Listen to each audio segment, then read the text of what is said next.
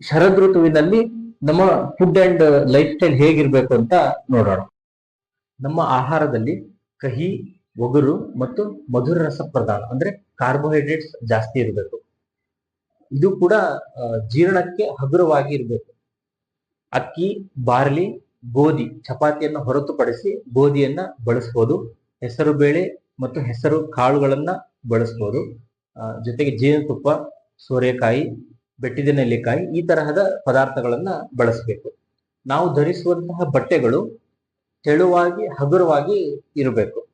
ಜೊತೆಗೆ ರಾತ್ರಿಯ ಮೊದಲ ಪ್ರಹರದಲ್ಲಿ, ಅಂದ್ರೆ ರಾತ್ರಿ ಸ್ಟಾರ್ಟ್ ಆಗುವ ಮೊದಲು 3 ಗಂಟೆಗಳಲ್ಲಿ ನಾವು ನಮ್ಮ ಆತ್ಮೀಯರ ಜೊತೆಗೆ ಅಥವಾ ನಮ್ಮ ಫ್ಯಾಮಿಲಿ ಜೊತೆಗೆ ಚಂದ್ರನ ಬೆಳಕಿನಲ್ಲಿ ಟೈಮ್ ಸ್ಪೆಂಡ್ ಮಾಡಿದ್ರೆ ಇದು ಒಳ್ಳೆಯ ಪಿತ್ತ ಶಮನಕಾರಿ ಅಂತ ಆಯುರ್ವೇದದಲ್ಲಿ ಹೇಳ್ತಾರೆ.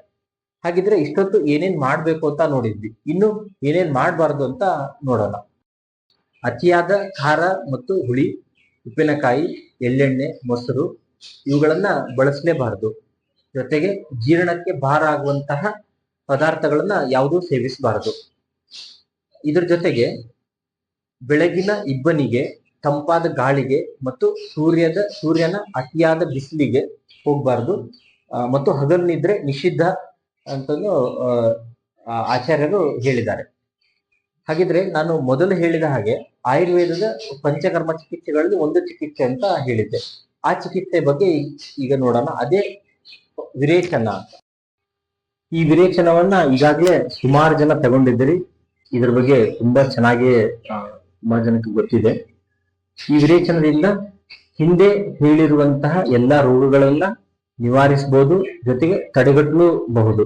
ಇದಲ್ಲದೆ ಈ ವಿರೇಚನದಿಂದ ವೇಟ್ ರಿಡಕ್ಷನ್, ಇಂಚ್ ಲಾಸ್, ದೇಹ ಹಗುರ ಆಗುವಂಥದ್ದು, ಮುಖದ ಕಾಂತಿ ಜಾಸ್ತಿ ಆಗುತ್ತೆ, ಜೊತೆಗೆ ಲಿವರ್ ಅನ್ನ ಆಕ್ಟಿವೇಟ್ ಮಾಡುತ್ತೆ.